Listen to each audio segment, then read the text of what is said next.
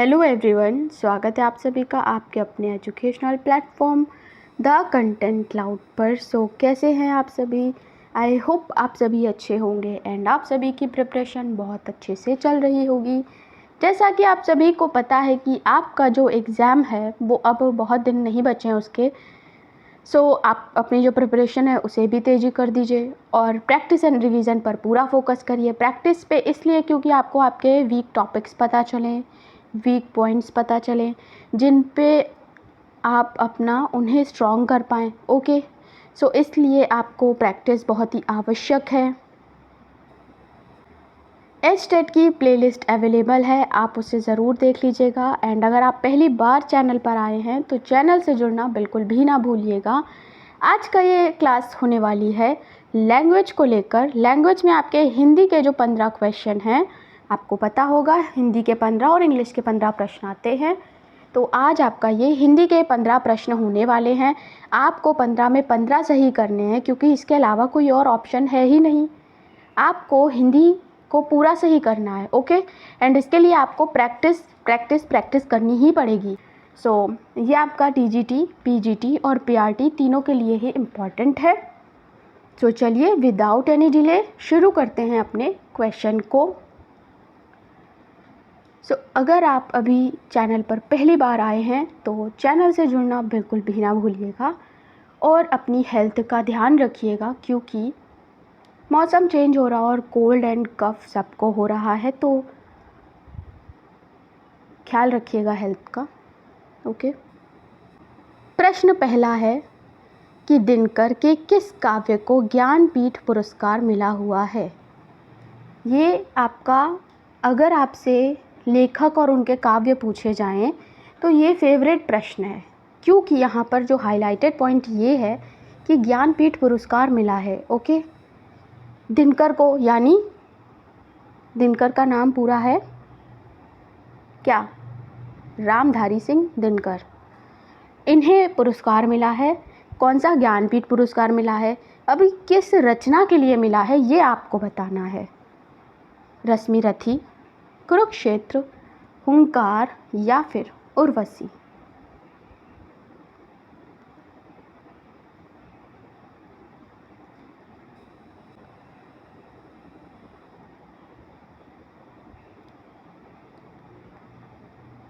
जब इसका प्रकाशन हुआ था तो इसका प्रकाशन हुआ था 1961 में। ओके, और इसका जो इसे ज्ञानपीठ पुरस्कार मिला था वो आपका मिला था 1972 में। ओके,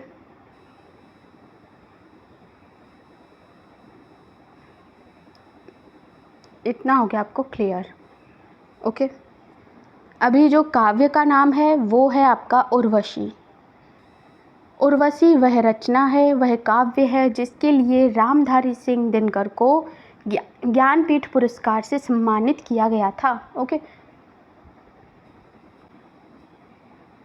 अगला प्रश्न है कि एक पंक्ति का एक लाइन आपको दिया गया है, आपको पूछना है ये किसके द्वारा लिखित है। ओके, किसकी ये पंक्ति है? दिक जीवन जिसके लिए किया सदा शोध। तो ये पंक्ति जो है ये किसके लिए है बताना है।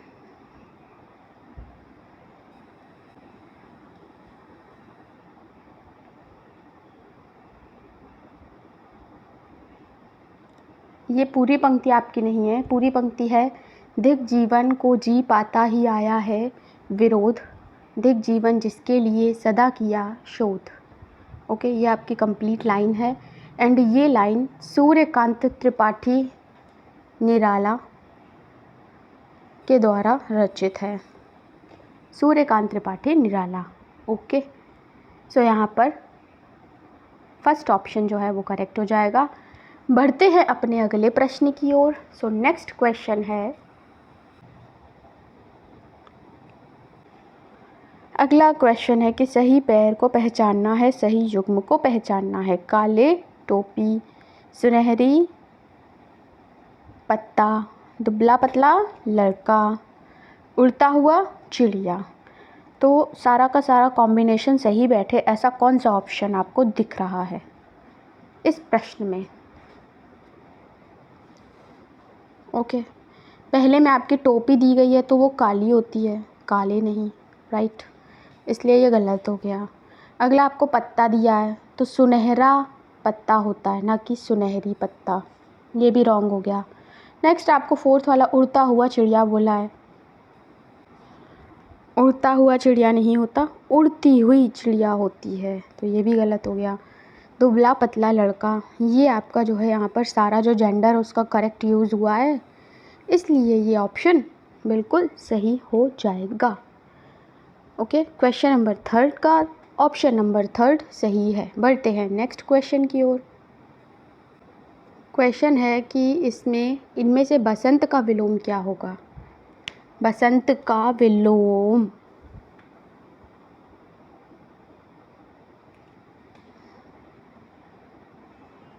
क्या होगा आपका? बसंत का विलोम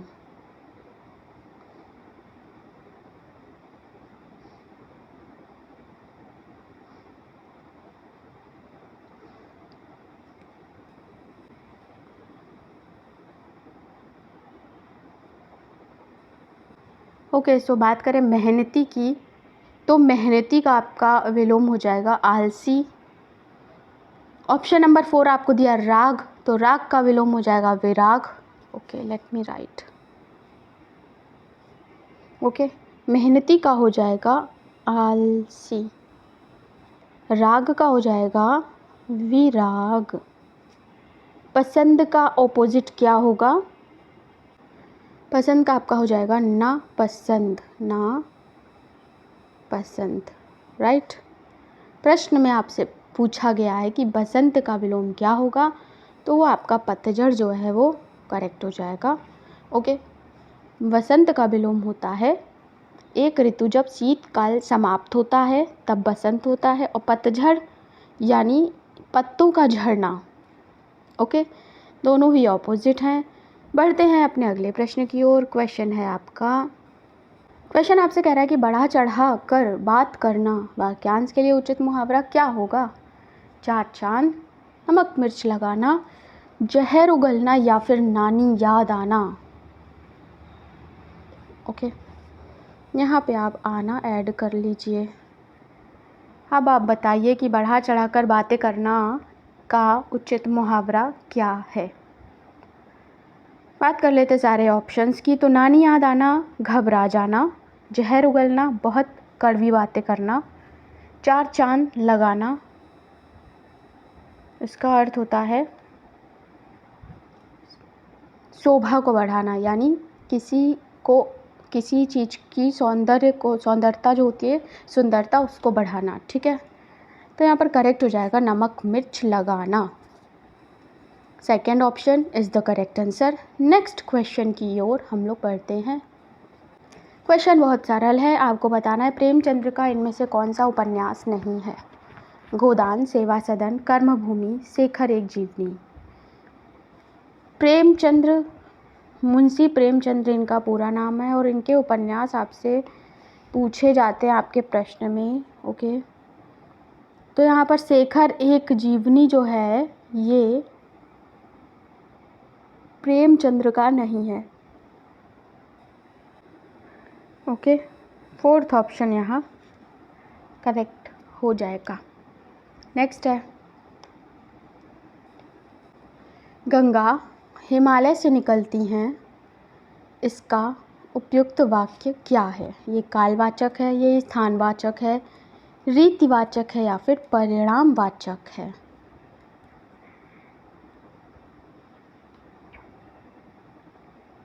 तो यहाँ पर पर्टिकुलर प्लेस की बात हो रही है, इसलिए यहाँ पर स्थानवाचक सही हो जाएगा।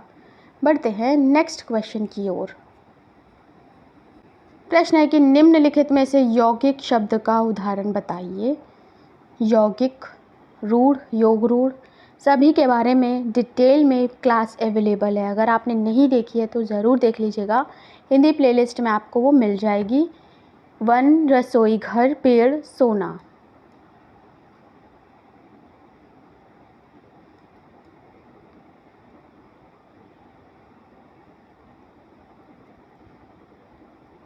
रसोई घर आपका करेक्ट ऑप्शन है। अगर आपने सेकंड वाला ऑप्शन आपको सही लग रहा था तो आप बिल्कुल सही हैं। ओके, अगला है, मीठा शब्द का भाववाचक संज्ञा रूप क्या होगा?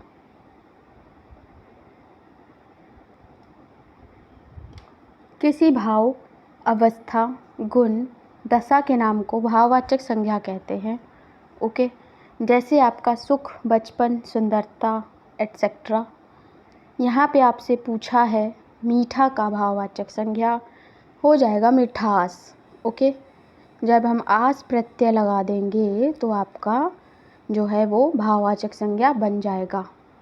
ओके, बढ़ते हैं अगले प्रश्न की ओर। क्वेश्चन नंबर अगला है, क्वेश्चन कह रहा है कि मधुर मधुर मुस्कान मनोहर मनुज वेश का उजियारा, यह किस अलंकार का उचित उदाहरण है? अनुप्रास, उपमा, उत्प्रेक्षा, यमक। अलंकार के बारे में डिटेल में ट्रिक के साथ जानने के लिए हिंदी की प्लेलिस्ट में अवेलेबल अलंकार क्लास को ज़रूर देख लीजिएगा, आपको बहुत हेल्प मिलेगी। ओके, टिप और ट्रिक के साथ उसमें बताया गया है। सो फर्स्ट ऑप्शन यहाँ पर अनुप्रास हो जाएगा। एक ही वर्ण माँ की यहाँ पर आवृत्ति हो रही है बार बार, ठीक है।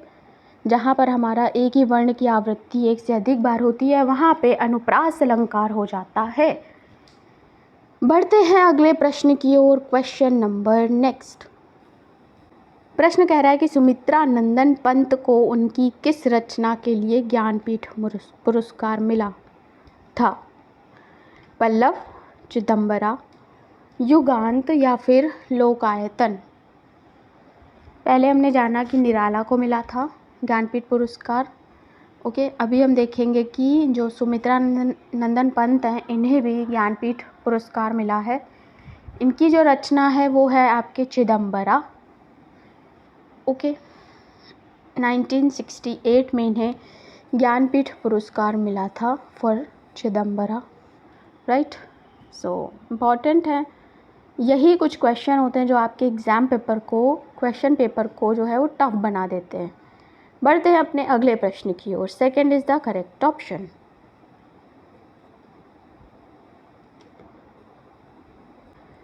नेक्स्ट क्वेश्चन है, इनमें से रामचंद्रिका किसकी रचना है? रामचंद्रिका किसकी रचना है? क्वेश्चन कह रहा है कि रामचंद्रिका किसकी रचना है, तो ये केशव दास की रचना है। ऑप्शन नंबर 4 विकल्प नंबर 4 आपका सही है। ओके, अगला है, क्वेश्चन है मुंबई के निकट पूना है, रेखांकित शब्द क्या है? के निकट के नीचे आपका ये अंडरलाइन है, आपको बताना है ये क्या है। समुच्चय बोधक शब्द है, संबंध सूचक शब्द है, ये एक सर्वनाम है या फिर ये एक संज्ञा है? क्या है आपका के निकट? यहाँ पर आपका संबंध सूचक शब्द सेकंड करेक्ट हो जाएगा। नेक्स्ट क्वेश्चन की ओर बढ़ते हैं। क्वेश्चन अगला है कि त्रिकालदर्शी किससे कहते हैं, यानी वन वर्ड आपको बताना है। त्रिकालदर्शी का अर्थ आपका क्या होगा इसमें? जो तीनों लोगों के बारे में जानता हो, जो तीनों कालों के बारे में जानता हो, जो तीनों कालों में जीवित रहे या फिर जो तीनों कालों में ना हो। क्या होगा आपका अर्थ त्रिकालदर्शी का? सो आपका त्रिकालदर्शी का अर्थ हो जाएगा जो तीनों कालों के बारे में जानता हो, यानी त्रि मतलब तीन, काल मतलब काल, दर्शी मतलब जानना, जो तीनों कालों के बारे में जानता हो अर्थात त्रिकालदर्शी। पहले ऑप्शन में देखें तो जो तीनों लोकों के बारे में जानता हो, तो ये होगा आपका त्रिलोकज्ञ।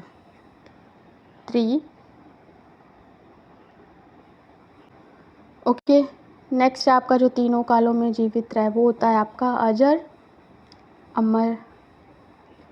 ओके, सो इस तरीके से आपका सेकंड ऑप्शन यहाँ पर करेक्ट आंसर हो जाएगा।